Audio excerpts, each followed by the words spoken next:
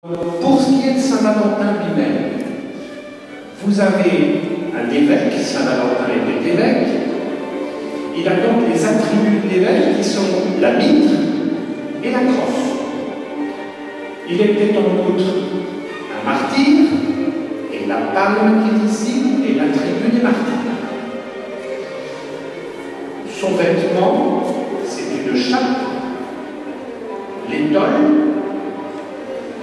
On aurait pu imaginer mettre un autre vêtement, mais on a fait ce choix qui est un choix purement esthétique.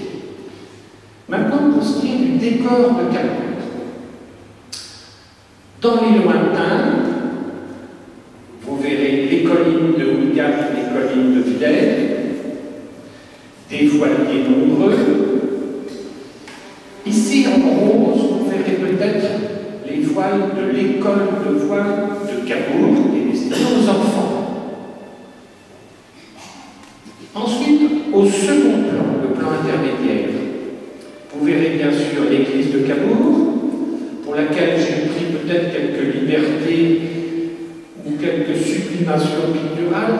Ça, c'est la liberté des artistes. Ils enjolivent parfois la réalité, donc il ne faut pas y chercher une ressemblance absolue au détail. Même dans son environnement, vous remarquerez que l'environnement n'est pas exactement celui d'aujourd'hui. À droite, on trouve la balustrade de la promenade de Cabourg, qui est quand même un élément particulièrement typique. Et puis, vous verrez que les choses sont par deux.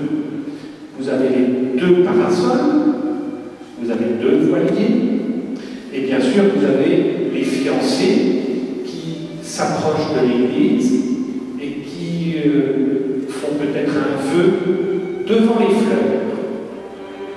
Au premier plan maintenant, vous avez à gauche les fleurs qui représentent la paroisse Notre-Dame-des-Fleurs de Cabourg et qui symbolisent aussi la ville fleurie de Cabourg. Et à droite, on peut se poser la question sur l'existence de cette plante. Il s'agit de roseaux qui symbolisent les marais de l'arrière-pays de Cabourg.